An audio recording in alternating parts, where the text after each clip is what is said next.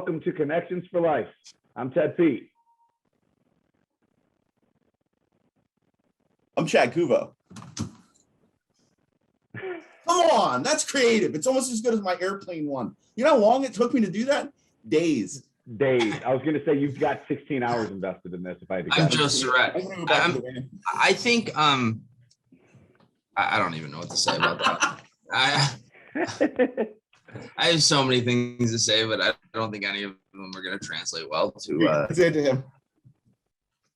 You're just you in the Oscar Mayer Wiener mobile. I am. It was a tribute to our trip to West Virginia about 6.5 years ago. When we actually got the. I know. I got this in the driver's seat. They wouldn't let me drive it though. Oh. It's probably a pretty smart decision on their part in retrospect. I'm just smiling because I think I have frozen internet. Ted's internet is a disaster. Let's just talk about him while he can't reply. You're fine. No, he's fine now.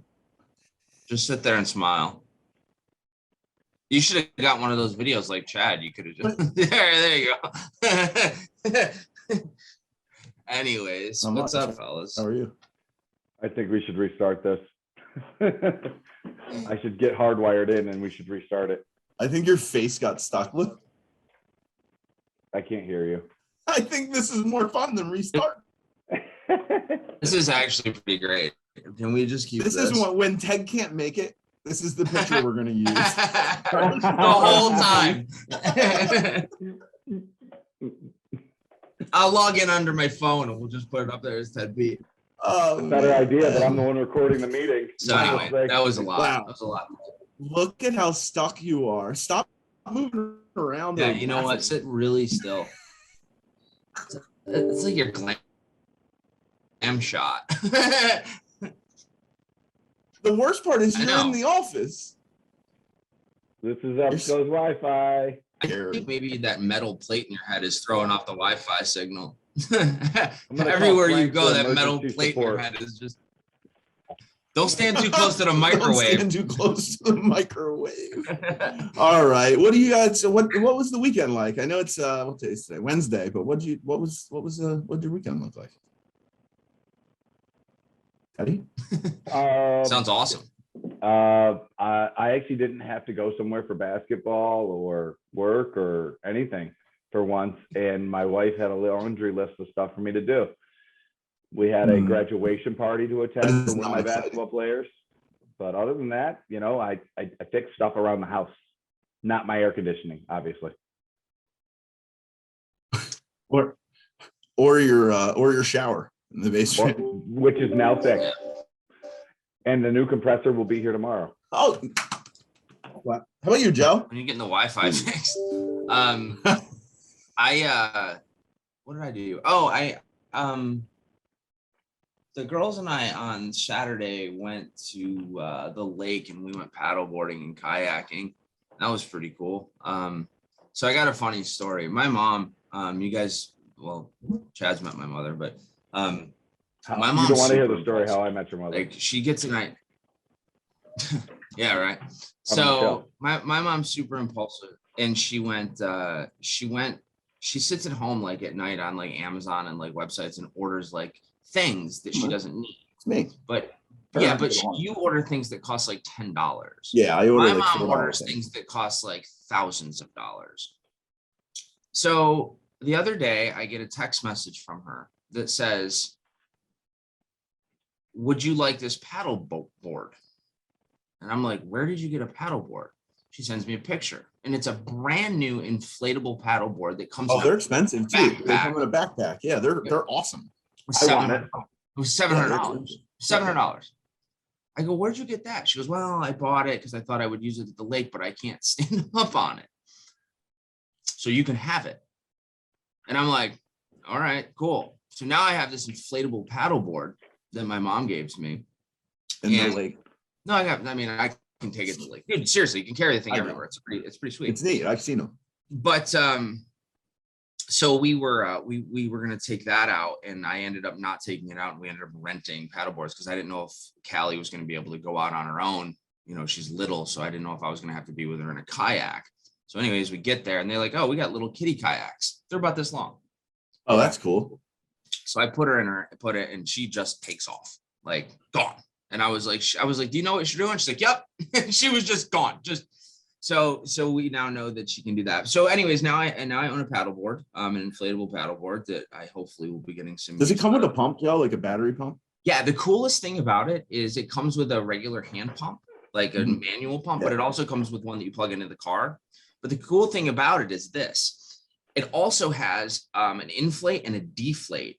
So when you're done with it, you don't have to try to like get it air out. It just sucks it all back down.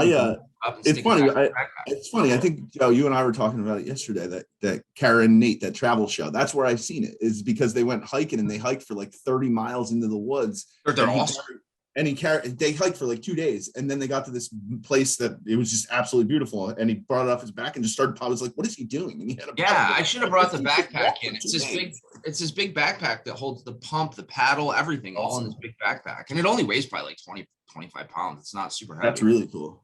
But anyways, $50 for it. So anyways, the best part about this is that the other day, I called my mom and I said, hey, I just want to say thanks for the paddleboard, and she goes, happy birthday. And I was like, wait a minute. Whoa.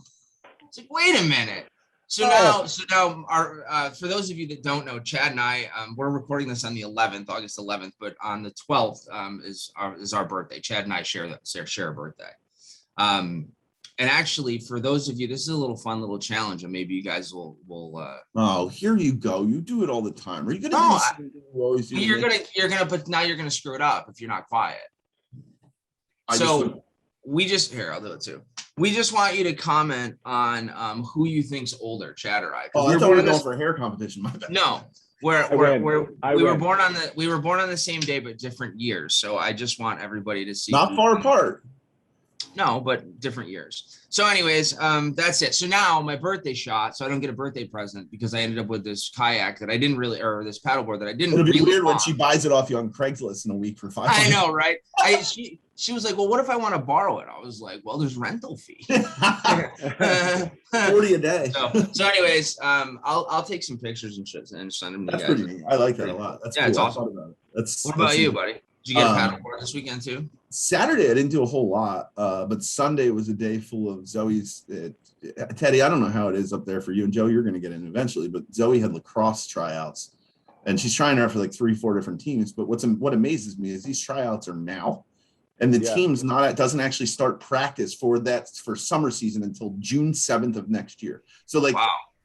And then what if you get like markedly better between now and next? That's her plan anyways, but like because her training season now we figured out is really fall, like lacrosse training is fall. So I don't know, but we went to 2 different tryouts on Sunday. One team's probably one of the best ones in Columbus. She didn't make that team. She's like on the cusp that's what they told her, which is cool, but she just has to do some more work. So it's maybe she will next year in June.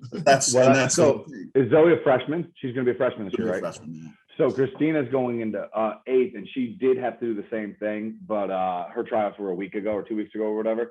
And you probably have a lot of clubs in New York, I assume. Yeah, there's a fair amount. She's playing for a club called Jam, and they're one of the premier girls programs up here. And she got put on. She got put on their JV roster as an 8th. You know what? Really do you know what tournaments you're going to, Teddy? They have them in the app, but I haven't looked at yet. In fall, we'll go to one in fall in Conshohocken most likely. And really? Yeah, I'm sure. I know that there's a bunch in there. We'll attend those, and then she's going crazy, and then getting ready for cross country as well because that's her main sport. Yeah, so she's doing double duty still. So, but yeah. So wait a minute. I want to change gears a little bit because Callie started playing lacrosse, and she's terrible. She can't catch anything. She's 7 years old. Well, yeah, I mean it's right now. Either can I.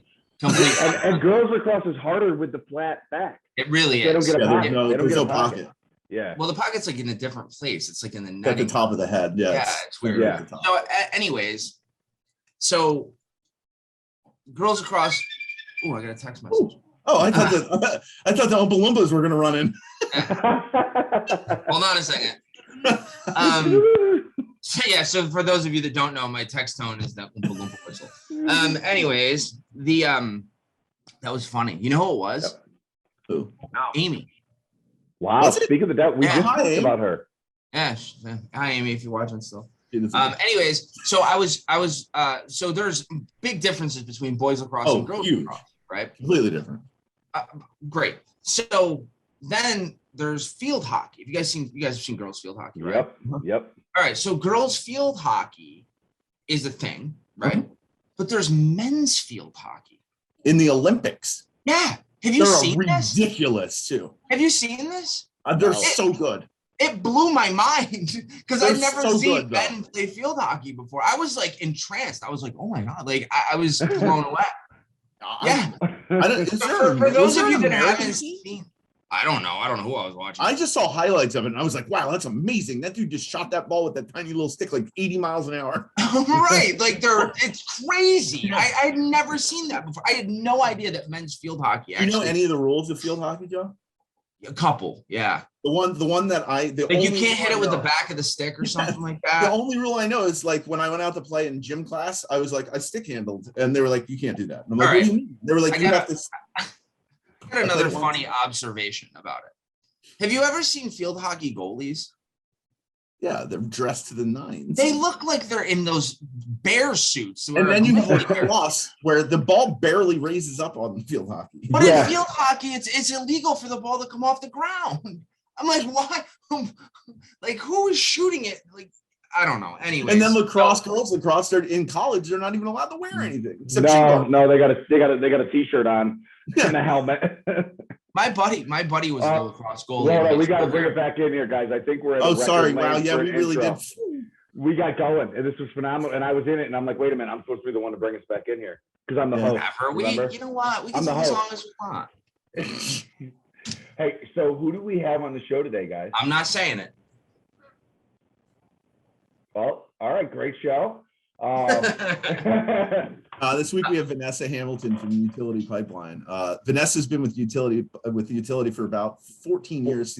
She is the executive vice president of business development. Long one. It's a long one. It wraps. I think on her card it wraps around the other side. Like it says executive vice president, and then on the back it says executive vice of, and then the back side. Yeah, the O is on the front and the F is on the back. Yeah. I really enjoyed talking to her, especially about the side of the business that we don't really see much, which is the side where they're trying to grow natural gas usage and take it to these small rural areas. Rural markets. Yeah. Rural. That's a hard word to say. But just a lot of fun to talk to. Great energy, lots of fun. Can you please stop making fun of me? I'm not making fun of you. I'm actually agreeing with you that that's a hard word to say. Here we go. I enjoy this immensely. We've got the better version of Chad on the screen now. Well, so without further ado, welcome to the show, Vanessa. Hi, Vanessa. Welcome to Connections for Life. Hi, how is everyone? What's going on, Vanessa? How are you? Yo. Hey, Vanessa, what's up? How you doing? I'm well. Good. So we're going to do what we do every single episode. We're going to ask the original first question. You can change it if you want, Joe. You seem so disappointed with it. Well, it's just been the same one. I can ask it too if you feel bad. And that just throws us all out of rhythm. It'll be a whole thing. So just ask the question. This is what I deal with every day. Anyways, Vanessa, just in all seriousness now, how did you get yourself into the industry and into the position you have now? All right, so this is probably a response that you don't hear most of the time. I actually found Utility Pipeline through a newspaper ad. I was on monster.com. Yeah, I was actually just about ready to graduate from college, and my parents said, even though I had a few job offers already, they thought it would be a good idea for me to actually go out and apply for positions. So I did, and I stumbled across Utility Pipeline, and I actually started in the back office working on the accounting side for a year and a half, and then was promoted into marketing and went from director of marketing to executive vice president of business development. How long have you been there? It'll be 14 years in February. Oh, okay. What's your degree in? I was literally just going to ask that. Actually, finance and management. Okay. The accounting to marketing, I was wondering the jump. Yeah. I will say this, I'm extremely happy that I don't stare at spreadsheets all day long. So I would second that. Absolutely.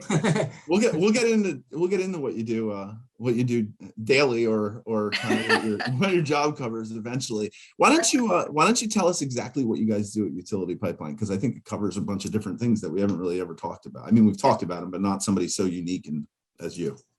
Utility Pipeline is a distribution management company. We own regulated utilities in Virginia and West Virginia and the state of Ohio. And we also manage natural gas cooperatives in Ohio, Pennsylvania, and Indiana.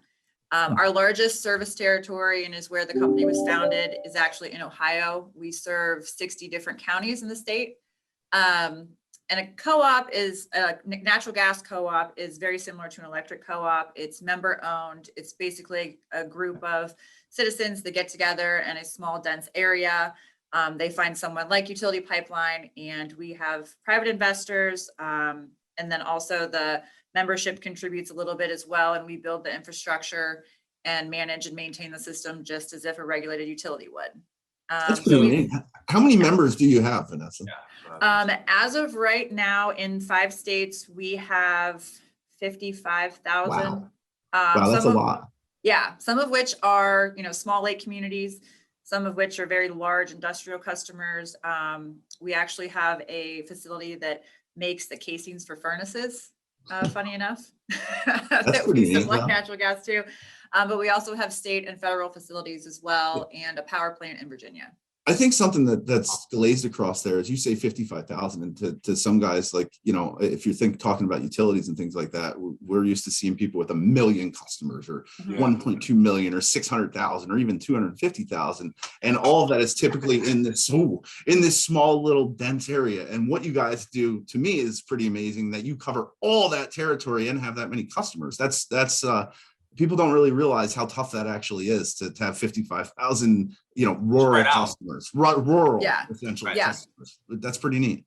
Well, and that's the one thing too, is the vision of the company was founded on a lake community in, it's Lake it's Lake Mohawk, which is in Carroll County, Ohio. And one of the things is they'd asked for natural gas. They had, 1,000+ lots. They had 700 existing houses there. And the regulated utilities couldn't bring them service because of their cost structure. And that's where Utility Pipeline essentially formed Madison Energy Co-op, and we got the funding to build the pipeline, and now we are where we are. Wow. What year did you guys start or open? We were incorporated in 1995, and our first, the actual system was flowing gas in 97. So, I mean, it's not that baby in the industry. Yeah. Mm-hmm. Yeah. Well, and you got in it pretty early. I mean,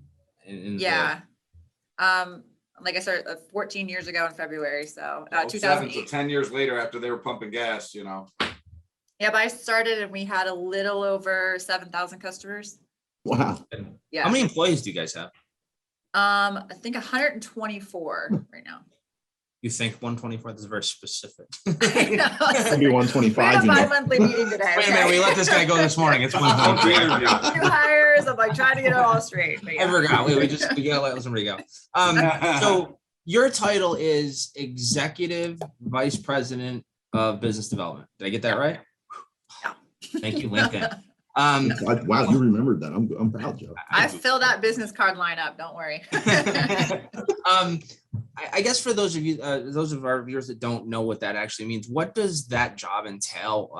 What does a day in the life look like for you as you try to sell natural gas, expand your systems? Like, what is a normal day for the Executive Vice President of Business Development? So I have a great team, most of which are based out of Ohio. And we have several individuals that go out and seek farmers, especially that are in rural areas, large industry customers, residential communities that may just be, a couple miles away from our existing infrastructure, to see if they might want to seek out the opportunity for natural gas service.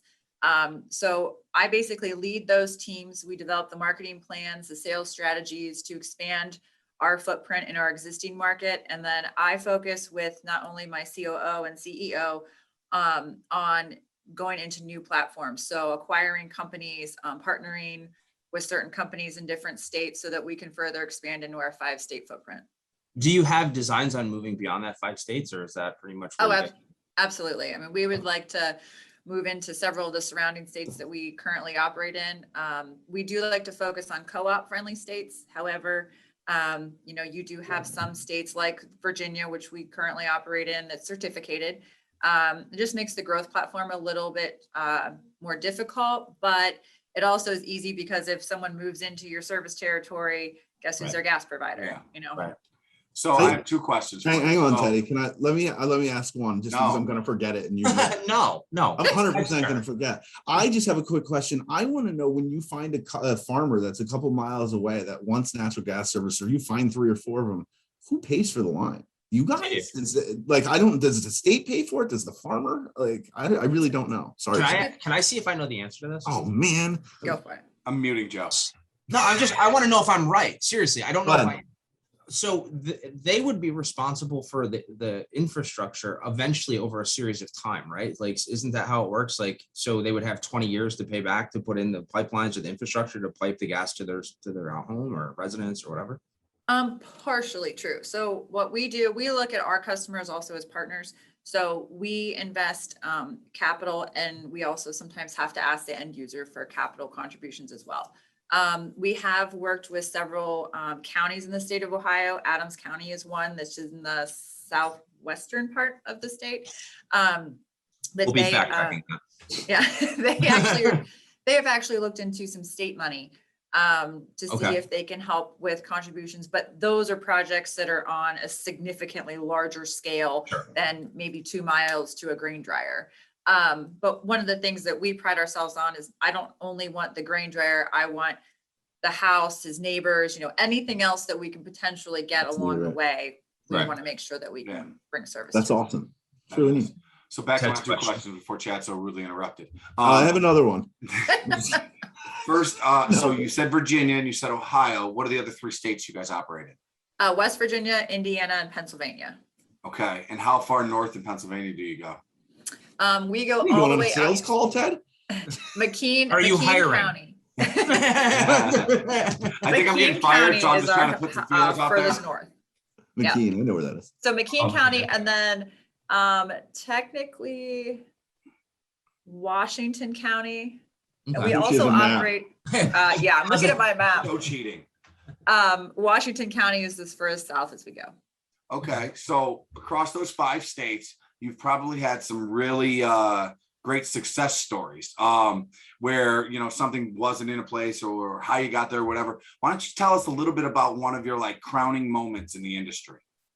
Probably for me personally would have been when we actually entered into Virginia and West Virginia.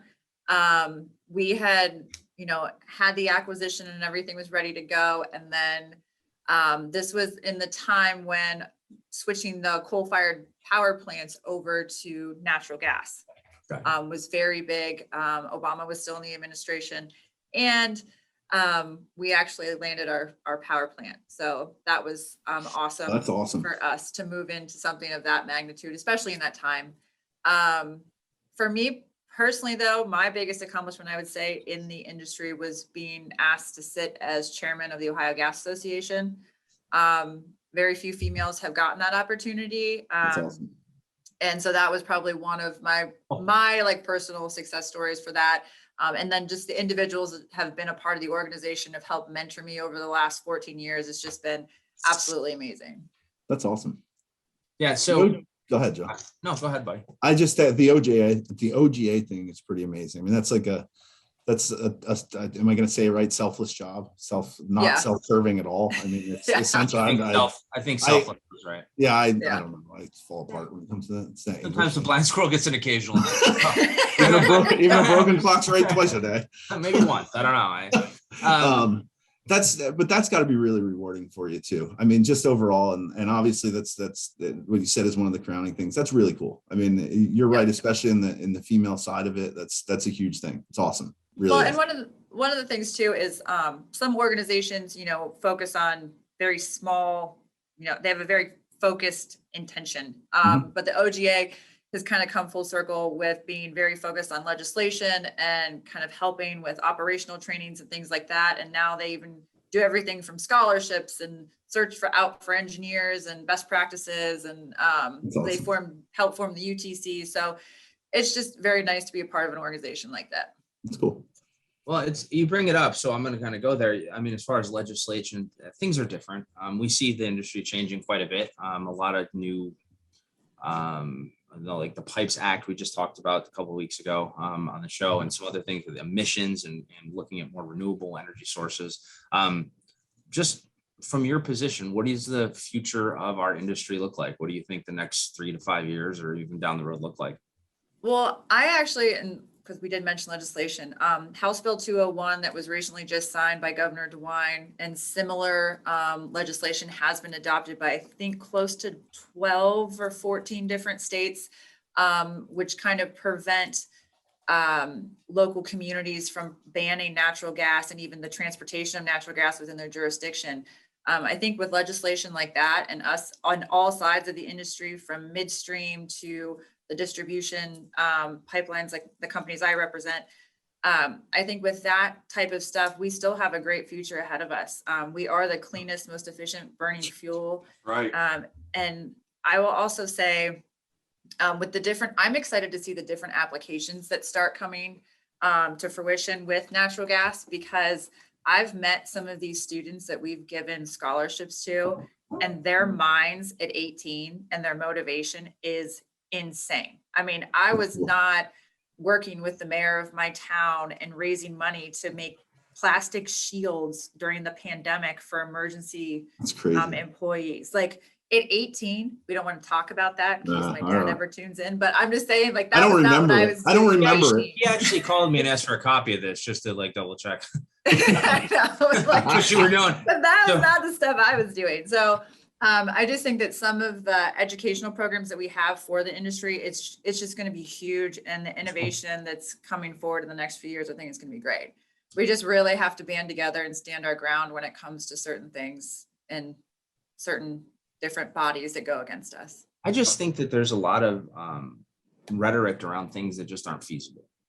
And we try to look at things. I think we would all agree, honestly, that there's probably a better way, right, to be more sustainable, to clean things up. I mean, reducing emissions, I think that's very important, and being able to use renewable sources to power things. And I think that's all good. I think where we get lost in translation, and we've talked about this many times, is there's like two sides. It's like you're either over here or you're over here. And I think the answer somewhere falls in the middle. And I think one of the things that we want to do, and we always try to talk about on the show, is trying to bridge that gap a little bit and being open to the other opportunities and things to get better. Instead of putting that, no, we're on this side of the fence and you're on the other side. And I think that our industry is really accepting of that. I just don't think that a lot of people believe that. Right. I think it's kind of like good versus bad, and that's how it gets perceived. So I don't know. It'll be interesting to see what the next few years look like. I always think when I first went to the Ohio Oil and Gas Association Tech Seminar, which is held in Columbus every year, I went up to the Jeeps booth and I saw their poster that had so many different products that were made with byproducts of oil and natural gas and things like that. And I just thought it's so funny, because that year we actually had protesters at the event, and they all had, at the time, North Face, which had a big anti-oil and gas thing. And there's just so many things that people don't understand what the industry supports in our daily lives. Everything. Yeah. And like you're saying, is a byproduct if we can come together and kind of, both have open minds and see what we can do, what is best for the environment, but still sustain our industry. I mean, people would be surprised what all they'd lose if they lost us. It's incredible. That's a great statement, right? That is a really good one. They would be so surprised what they would lose if they lost us. You guys remember that thing I posted like a couple months ago that listed like all those products? I don't remember what you told me like this morning. Sorry, I forget who I'm dealing 12. Is the answer 12? I'll post it again so you guys can look at it. Thank you. That would be nice. It'll be like news to me the first time again. But it's literally everything. I think that everything that we do and everything that exists that we have is created from energy. Energy is the beginning of everything, from the clothing to everything that we use, on even our homes. Everything utilizes energy in some form or fashion. And I think sometimes people lose sight of that. It's really easy to say, we don't want to use fossil fuels, and no, we want to go, but you don't really realize what you're sacrificing by making those statements. So, Right. I don't know. It's cool.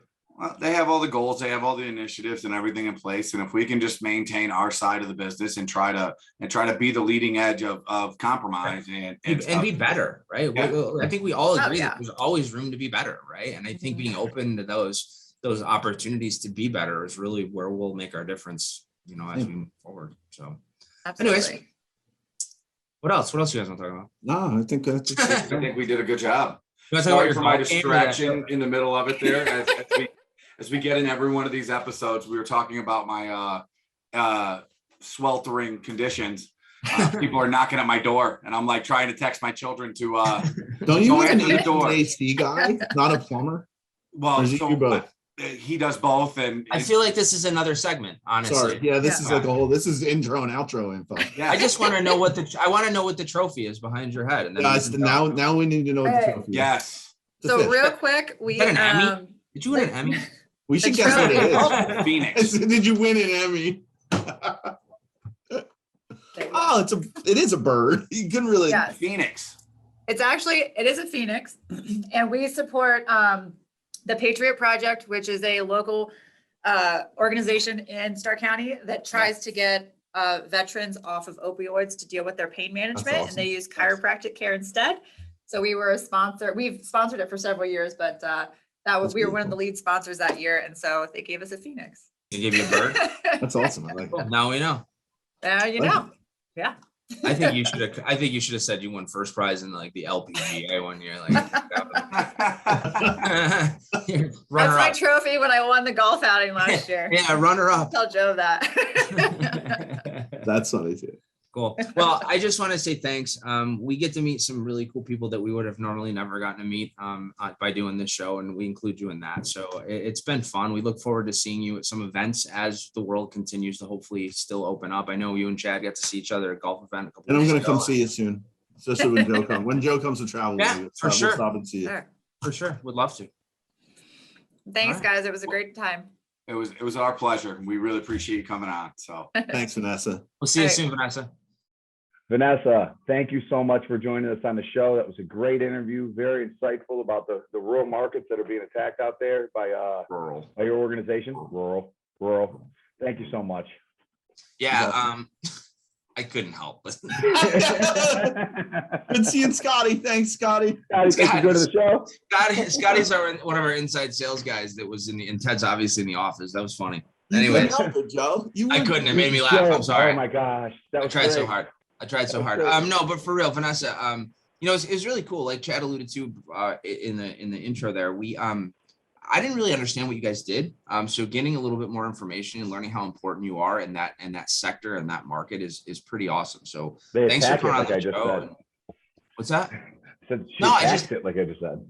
Yeah, no, it was just I learned a lot actually, and it's always cool to add somebody else to the pool of getting to know. people. I think what's crazy, and one of the things I thought about afterwards more than anything was the fact that a farmer to dry their grain uses enough natural gas to be able to justify putting a pipeline in. I mean, I can't imagine how much they actually use. That's what made me think of that, because I never even thought of that. I wonder what the delivery pressures are and the loads are that they get. That'd be interesting to know.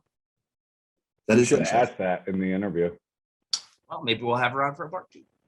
Part 2. When she's Part the 2. executive senior vice president of business. The senior executive vice president. She's got of 2 business cards. She's got to put them development. together. He was awesome to have on, though. I mean, just once again, she's in the same industry we are, but kind of does something completely out of what we're used to. You know, You know? I think I'd mentioned that the other day. Wow. Fell Sorry, apart I got for you an there. email and then I lost my train of thought. I was thinking about it the other day Irish wristwatch. that the fact that we talk to so many different people that work in the industry doing things that are so unique to different facets. Like we do what we do and that's what we know, right? But getting to know and hear about, we talked about it. There's like what, 4 million people. How many people was it that worked in this industry? 4 million or something? Yeah, it was right around there, I believe. So 4 million people work in this industry, and we know, like, we all know our individual part, but by doing the show, we've got to learn and see all of other parts, not all, but many of the other parts of the industry and what people do within the natural gas world that are so different than us, that are so important too. Well, I'm still so young into it, you know what I mean? Like, or I guess. How long are you going to be saying that? Yeah, I think, when are we going to stop that one? I'm only 3 years in, and there's just so much. But like, I mean, when you guys talk about, like, when you're talking right there, like upstream, midstream, downstream, like at DCA, for example, last week, there's a ton of upstream contractors there and large scale stuff. Just the different things, just the even down to different world. tooling. Yeah, it's amazing. Just so, and I'm going to be the new guy until we get somebody newer than me who has been in the industry less, I guess. Oh, like at the company or on the show? Both. Both. No, not good to you, Joe. No. I mean, you can say whatever you want. The new guy has heat. What are those? What are you going tanning? Isn't that what you wear when you go tanning? Those are amazing. I don't tan. Can't you tell by my hair? My forehead glow. You just burn. You look like Norm. Burn. You look like, every day you look more and more like Norm. Especially with Right. those little glasses on, though. You look. I think it's time to get out of this show. What time is it, Chad? I think it's trying to find my background time. Oh, found it. Joe's Gas gas fact.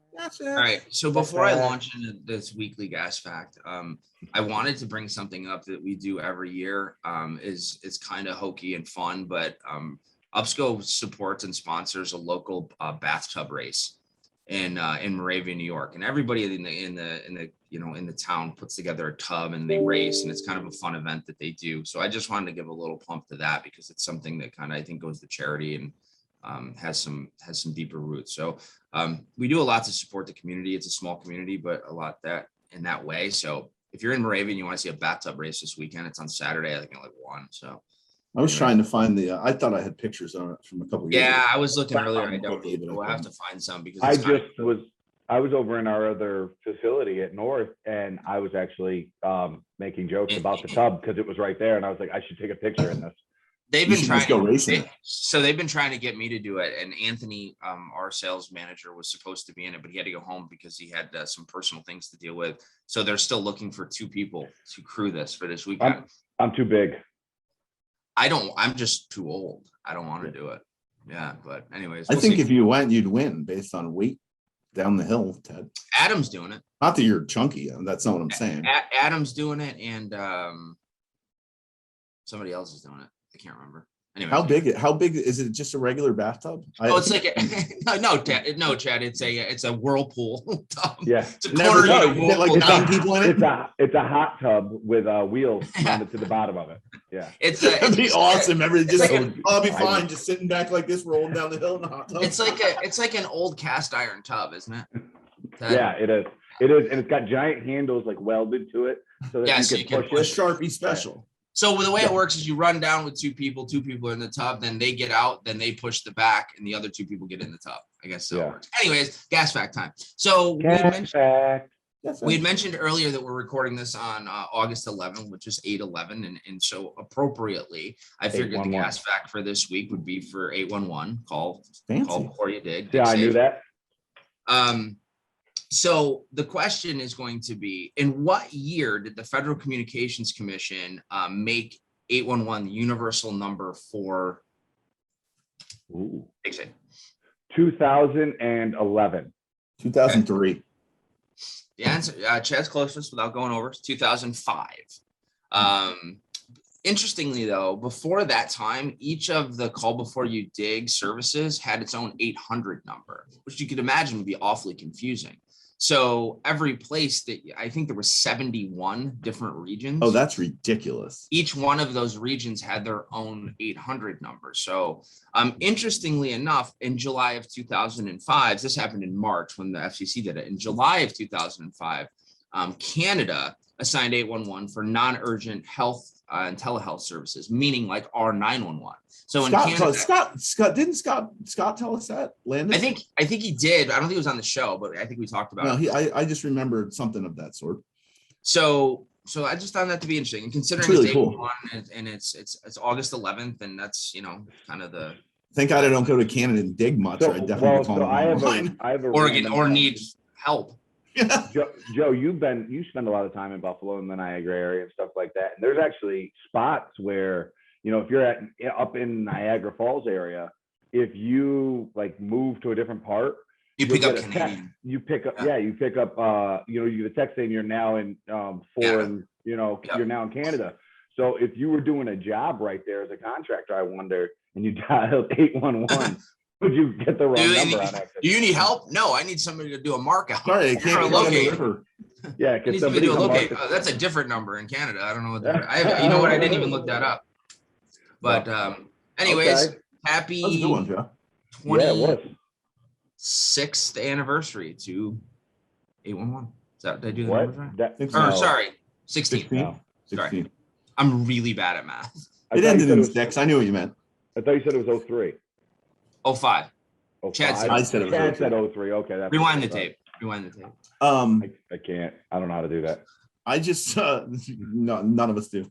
I just want to say KGA 2 weeks from now, the 24th, 25th in Lexington, Kentucky at the Marriott Griffin Gate Resort. It's sad that I remember that because I've been there so many times for it. I'm going to request a different if bet it's a this year because I resort. hate their memory foams there. If anybody goes to the Griffin Gate I Marriott, love and the bets there. they're awful. I get stuck. And I'm chunky, so it's not easy for me to get out. Well, we already talked. We already talked that you were the You were definitely chunky Theodore. chipmunk. Yeah, you're Theodore of the Chipmunks. You should put that picture up for a comparison for our audience. Take your glasses off and smile. I'll be I don't Simon. I don't even have to do it because everybody knows I'm a freaking Elvin. So Staring with your foot. That's safe. I feel great. Yeah, that's actually real life. That's real life show right there. Funny story in reference to that. The other, a couple months ago, we had to drive to Syracuse, which is about a 25-minute, 30-minute ride to get to the field. And I bet Macy that I couldn't make it the whole way there without using my hands on my steering wheel. And I made it, FYI. Clearly. Clearly. So there you go. No, so some trade shows looks like they're going. We're really excited about AGA in October. I just booked my flight today. And our booth is looking good. We have some cool giveaways and some fun stuff we're going to be doing. So really excited for that. And after that we have SJ and a really fun event that we're hosting there with the folks at Jim and James from Coffee with Jim and James. And speaking of Jim and James, there's going to be a couple episodes coming out in the future that feature the three Stooges here individually without each Single other. Stooges. As single Stooges or single Chipmunks, however you want to. yeah, weird. Wasn't that weird to be on the other side of the coin? Kind of.